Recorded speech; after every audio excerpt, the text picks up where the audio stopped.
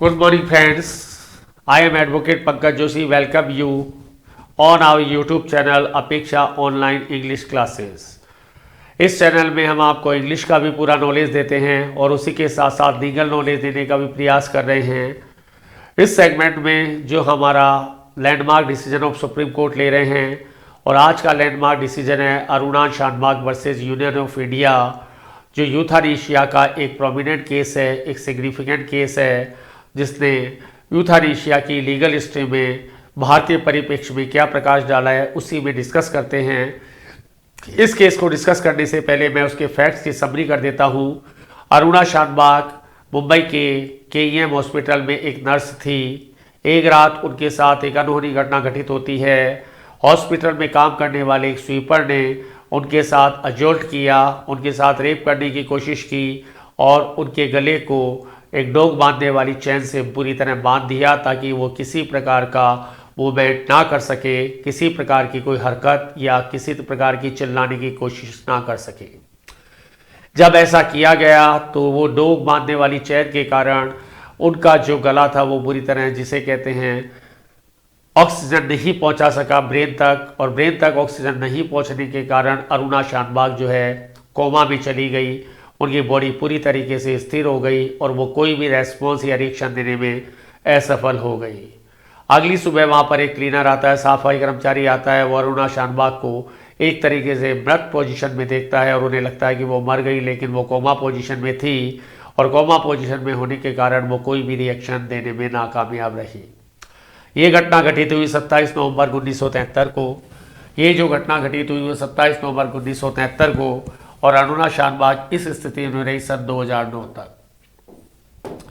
इतने लंबे समय तक जब अरुणा शानबाग कोमा स्टेट में रही तो पिंकी वीरानी, जो नेक्स्ट फ्रेंड या एमएस क्यूरी कहलाती हैं यहाँ पर, उन्होंने इन पर एक किताब भी लिखी। उन्होंने एक रिट, एक याचिका सुप्रीम कोर्ट में आर्टिकल 32 के अंतर्गत दायर की और इस याचिका में उन्होंने कहा कि अरुणा शानबाग किसी भी तरीके से कोई भी रेस्पॉन्स देने में नाकामयाब है। वो पूरी तरीके से कोमा पोजीशन में हैं, उनके लिए ज़िंदगी और मौत का कोई मतलब नहीं है, इसलिए उनको यूथानेशिया, मर्सी किलिंग, दया मृत्यु दे दी जाए और एक पीसफुली डेथ का उन्हें हकदार बनाया जाए और कोई भी इंजेक्शन देकर उन्हें इस लोक से विदा कर दिया जाए। ऐसा पिंकी वीरानी ने अपनी रिट में आर्टिकल 32 के अंतर्गत कहा।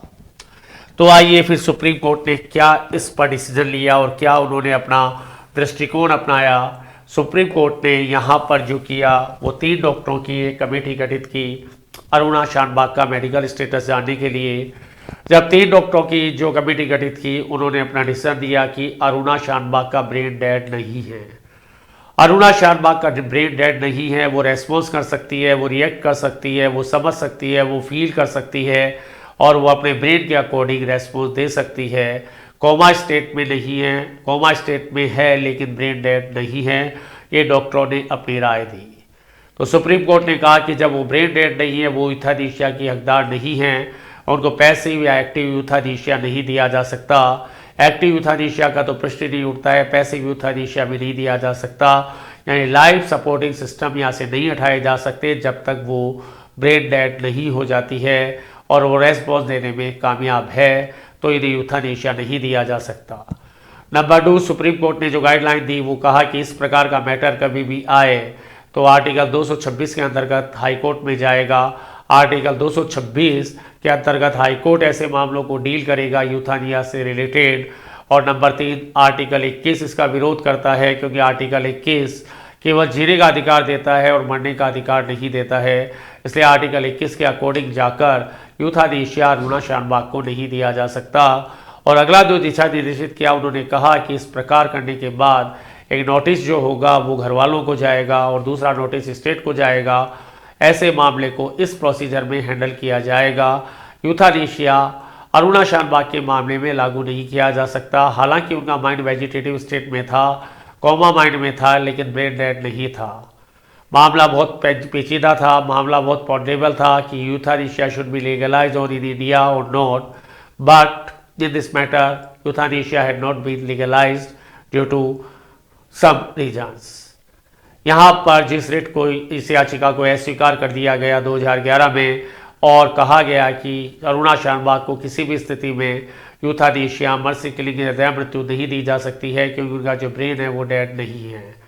ये एक पॉन्डेबल क्वेश्चन है, क्या यूथानेशिया को लागू कर दिया जाए?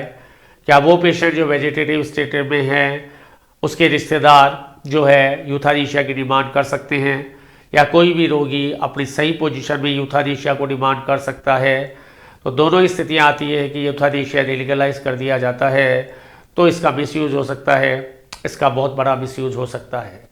आर्टिकल 21 इसका विरोध करता है। आर्टिकल इसका कंटेंट करता है कि आर्टिकल 21 हमें जीने का अधिकार देता है, राइट टू लीव आर्टिकल 21 के अंतर्गत कवर होता है। और दूसरा है भारतीयों का इमोशनल दृष्टिकोण। इंडियन जो है अपने किसी भी किथ एंड किन को लास्ट मोमेंट तक जो है उसकी सेवा करने में भरोसा करते हैं। यूथानेशिया जैसी एक मेडिकल टर्मिनोलॉजी में बिलीव नहीं किया जा सकता। तो we can say friend euthanasia is a burning question and ponderable question. Euthanasia should be legalized or not legalized in India. This is a pondable and $64 question.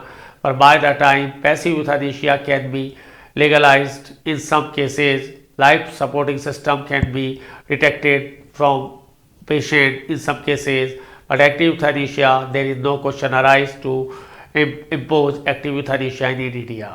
Inject करके या शांतिपूर्ण मौत देना भारत में अभी तक लागू नहीं हो सकता है, क्योंकि सेंटिमेंटल दृष्टिकोण है, आर्टिकल 21 है और हमारा भारतीय दृष्टिकोण इस चीज़ को प्रिवेंट करता है और रोकता है। तो फ्रेंड्स, ये था हमारा landmark decision Aruna Shanbaug versus union of India, जिसमें सुप्रीम कोर्ट ने बहुत अच्छे यूथानेशिया के मामले में दिशा निर्देशित किया। उम्मीद है आपको ये सेगमेंट पसंद आया होगा। यदि आपको ये सेगमेंट पसंद आया हो तो आप इसे लाइक करें, सब्सक्राइब करें और इसे कमेंट करें, ताकि फिर हमें किसी अच्छे लीगल नॉलेज के साथ आपके सामने उतरें और आपको हमारे चैनल से, हमारे प्रेजेंटेशन से फ़ायदा हो। इसी के साथ थैंक यू वेरी मच।